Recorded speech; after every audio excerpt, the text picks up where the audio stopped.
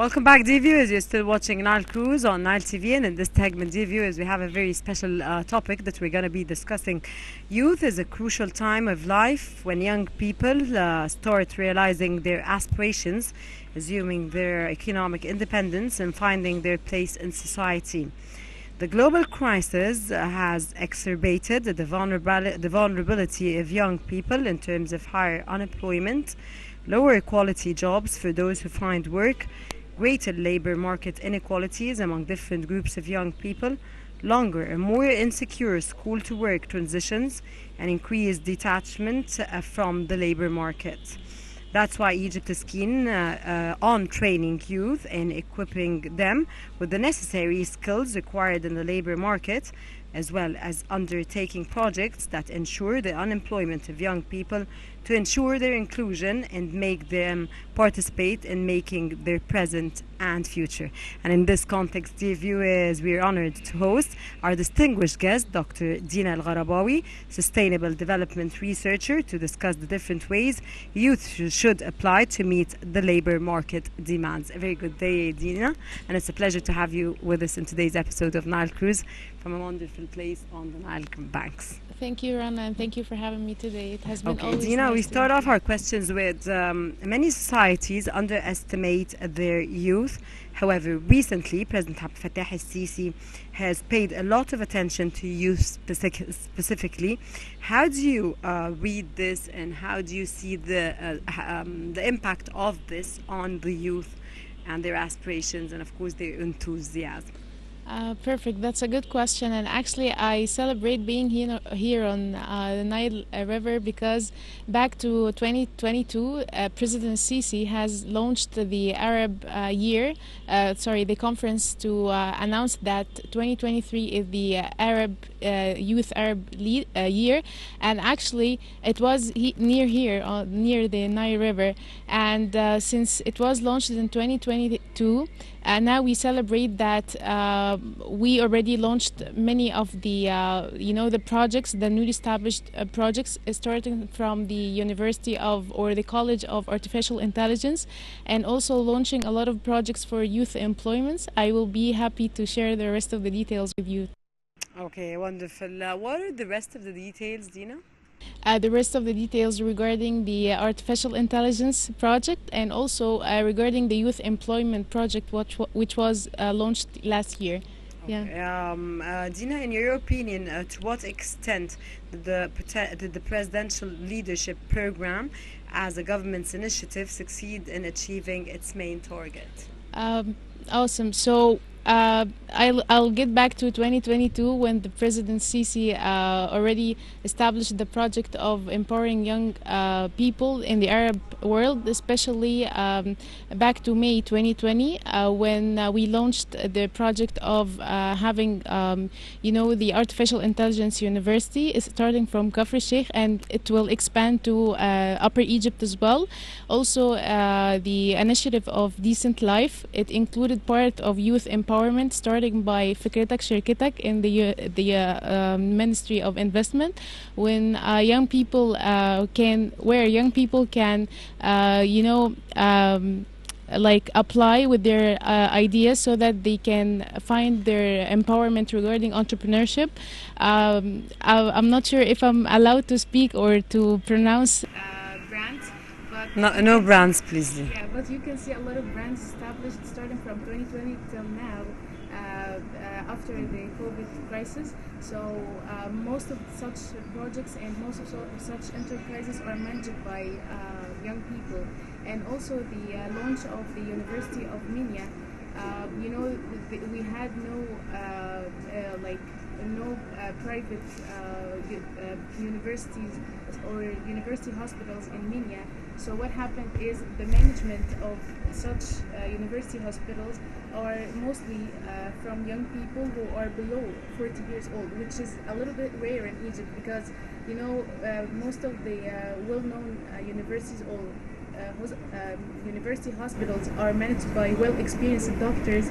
So since I'm a doctor already, I was surprised when President Sisi and the authorized people choose young people to manage such projects, and also the planning. If you checked on the website of the presidency, you will find that the engineers who or the architects who already planned for the project were also below 40 years old. So yeah, that was a good initiative and a good source of hope that young people can have their can be involved in decision making and also in executing such projects. This was on health sector, and also they established another project. It's in Ain Sokhna. The nitrogenous waste and energy. So that was a brand new idea. It was applied somewhere else in Africa. I'm not sure where exactly, but in Egypt it was the first factory to be established in the Middle East, not in Africa for sure. So yeah, maybe the project didn't come to a real results yet, because it takes a lot of planning and a lot of statistics before we get an end product. However, it's promising that we have such a project here in Egypt, especially that it aligns with the agenda of 2023 and the Sustainable Development Goals.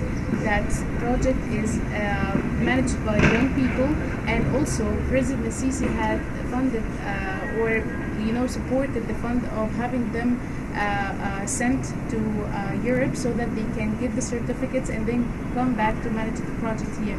So it takes a lot of time. However, to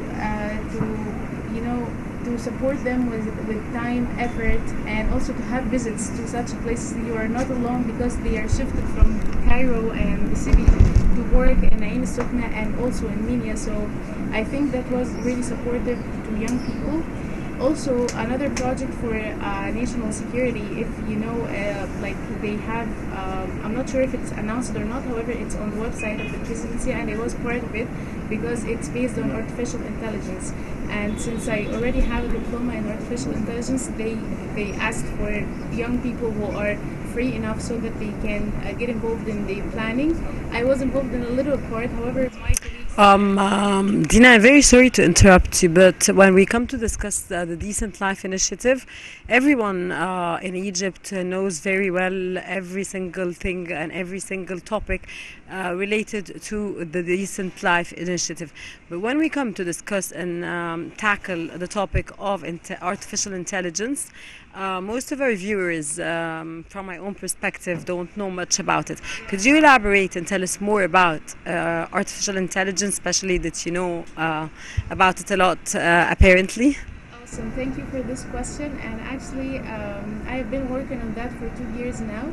So artificial intelligence is basically not to replace human beings, but to make human beings' life easier. Instead of executing things yourself, you can be the one who plans, because you're intelligent enough to plan, because you're created by God. However, for execution, we can find another solution, which is applying artificial intelligence in technology, like starting by robot, and now we have other technology like chats, customer service, and even in the great factory, the safety margin was a little bit. The percentage of safety in the factories in I'm not sure the place of the locations. However, the heavy industries, you can find one man who is is responsible for 5 people in his family losing his hand or his leg because of such an error that is not that much expected. However, with artificial intelligence, we will just get a human being involved in planning more than the tasks that I'm not sure how to say it, but the tasks that are not safe enough. So yeah, we applied artificial intelligence at this in this industry, and also starting by back to 2019 when President Sisi announced the establishment of the faculty of artificial intelligence in Kafr Sheikh. It wasn't in Cairo, by the way. Dina, is this related to the Space Artificial Intelligence Agency? Yeah. It is? The project that I'm part of, it's not related to space, because actually it needs a lot of funds. But what I'm speaking about right now is the basic industries that we need to save the lives of normal people who work in like industries that are not that much safe. So we need to make sure that their families can be insured by having such people living for a longer period. Okay? And also to make sure that we apply the technology in making people's life easier. But when it comes to space, I'm not part of it. But I think you're not part of it in your initiative. But I think, or I assume that it interacts indirectly, because all the laboratories and everything is over there. So I think it helps in a way that maybe we will know in the future more about it. Yeah, because actually it was announced back to Ramadan 2023, so they're still planning for that. So you will not find any announcements even in the website of the presidency, but I'm sure that they will do their best so that they can announce results by the end of this year. Okay, how do youth fit into the 2030 Agenda for Sustainable Development? Awesome. So yeah, we are working on that right now, starting by the announcement of President Sisi of 2023 as the year of Arab youth. So we have already. When do you expect this announcement? It was back to 2022. Yeah, it was near the Nile River, near our location right now. So it was announced, and now we are working on the projects, starting by the training programs offered by the Ministry of Investment, also the entrepreneurship programs that was launched back to the conference of youth in Sharm el-Sheikh. And regarding the health sector as well, it was linked with the Decent Life Initiative, but like we needed to get the young people trained. So starting by Cairo University, I think Mansoura University was involved as well, and Helwan University were involved in like training young people on the new safety and health securities. And there was another project in Minya University, as I mentioned, since we have a new generation there, like working on the programs of establishing the new university hospitals. So they have trained them in Cairo University with the young people in Cairo, so that they can transfer the knowledge and the experience to Upper Egypt. And I have been involved in one of the projects as well with the private sector, and I will like elaborate on more details about that. Like you know, when the government give the authorities and make the paperwork easier for the private sector to fund such ungovernmental projects. So it was like amazing that I was part of an initiative. I didn't get like an extra money for that. I was volunteering. However, more than 170 people were involved in planning until execution when it comes to educating young children in one of the. Can I mention the name as well? Yes, of course you can. With one of the restaurants in. عزبة خيرالة is in مصر القديمة. Yes, and actually the education, like you know that young or children escape education so that they can secure fund for their families. That's amazing. So we have got an agreement with one of the companies in the private sector, so that we can give them the money that they get, 50 Egyptian pounds every day with a meal, and also they can get educated. So we just needed to make sure that their families can let them go with the educational project, not to go to work or to just make a little amount of money each and every day and escape the educational project. The government played an important role in this project because we couldn't, we build caravans in an area like that. It's the area is full of population. It's fully populated. However, we needed to make sure that we can approach people in their area. We don't invite them to go to Zamalek or any other area so that they can get educated, because mostly they will say like it's hard for them to go. Like we went to them in their places. So without the authorization of the government, we could have never executed such a program. And also one of the companies of the private sector. It's a well-known company, funded the meals for such kids so that they can survive for more than 6 hours a day during the program. Also, I need to highlight the importance of do you know مستشفى بهية? Of course we will know. Mustashfa Daya for breast cancer, yeah? The volunteers of Bahia Hospital, they are very, very, very authentic when it comes to raising funds. Because in the middle of the project, we needed a lot of money so that we can get laptops for kids and we can educate or teach them like fields that can be applied in the future, like artificial intelligence, graphic design, things that they can learn and can make money of. We are not interested to teach them like, guys, do you know what is the source of the Nile River? Something. We need to give them the knowledge that can give them a source of income in the future. So we needed we needed laptops and we needed also internet connection. So the Bahia Hospital volunteers had played a great role when it comes to funding such a project.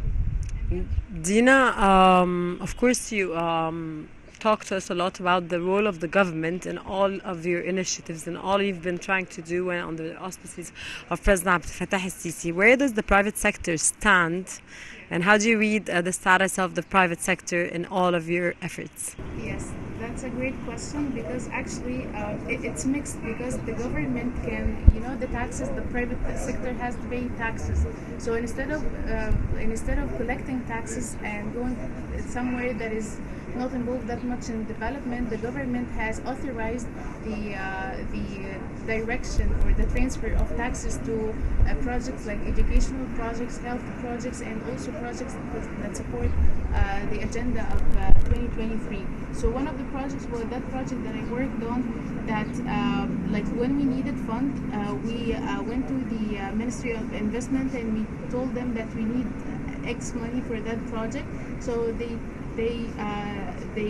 have funded the project for us from the taxes that some private sector companies paid. So I think that was a great shift because some Egyptian people are under the impression that taxes are not directed to people. No, we can use taxes so that we can fund the project to support people who are not that much privileged. And I was so much impressed because I didn't know that they can fund the project with 10 million Egyptian pounds. Like 10 million Egyptian pounds was a dream for us. So if they specialize part of the taxes for that was empowering for us and was supporting the project as well because if you don't have enough money for that, you will not be able to execute the results for the educational projects or any other projects. The private sector as well plays an important role by sponsoring the conferences that President Abdel Fattah el-Sisi hosts in Sharm el-Sheikh and many other cities in Egypt. Because if we back to 2022 when we had the youth conference, the World Youth Conference in Sharm el-Sheikh, a lot of private sector companies funded the transportation of young people. Also, we hosted hundreds of young people from all around the world. If Egypt Air didn't fund the tickets, the airplane tickets for all of such people, we couldn't have hosted the conference this way. It's not only about hospitality, it's also about executing the projects because I'm not interested to mention names as well, but one of the most famous Egyptian businessmen has funded the project of an application that kids can use so that they can get remotely educated. It was inspired by or established after the Corona crisis when kids were not able to go to schools, and also one of the most promising applications is called Check Me Health. This application is funded by one of the most famous Egyptian businessmen, and also the government authorized that because if we are interested to get back to in 1990 something, when people have to go to doctors so that they can get any kind of medical approvals. No, now we have Check Me Health, when people can call the doctor while they are home, open the video call through the application. Amazing. And yeah, the government. Okay. Finally, Dr. Dina, from your own perspective, usually, what are the other steps that should be taken for creating a suitable future for young people in Egypt? So it starts by the individual level. I think we need to invest in our knowledge, our skills. Like, people have to learn something each and every day. You don't wait for the government to establish something new or to announce a new project. You have to work on yourself. Like, you have to acquire new knowledge each and every day. And instead of learning something that is not so much relevant to the future requirements, we need to educate parents so that they can invest in their children, artificial intelligence, like the digital transformation in general, and also regarding the organizations, we need to make sure that the private sector is having more involvement with the government, because if the whole world right now is going through an economic crisis, so we need to be strong enough so that we can face such a crisis. How to do that? We need to make sure that the private sector is participating well in such economic crisis by, it's not only about taxes. It's not always about taxes. It's always about aligning with the government plan. So if the government is planning to establish a new educational project in Minya, for example, why the private sector cannot shift the investment to Minya as well, so that we can support the private sector. We don't want to wait for a great conference in Sharm el-Sheikh so that we can fund the transportation. What if we worked on the population in Upper Egypt so that we can give them a better life or a decent life as well? Dr. Dina Gharabawy, of course, sustainable development researcher. It was so interesting to discuss with you this very, of course, amazing topic, which, of course, we have to mention now that the youth is the most important category of the society that we have to work on so hard. And thank you very much for your efforts. Thank you very much for this wonderful interview. We need more and more time to discuss more, and we'll be back again to know more about where you reached, of course, and everything you achieved, success you achieved. Thank you very much for joining us, and it was my utmost pleasure to have you with me in today's episode of Nile Cruise. Thank you for your time, and thank you also for listening, because I appreciate that you always ask for like young people and how they participate in our society. So thank you for that. Thank you very much, Dina. Dear viewers, this was the segment of Nile Cruise. Stay tuned. I'll be back again to bring you more.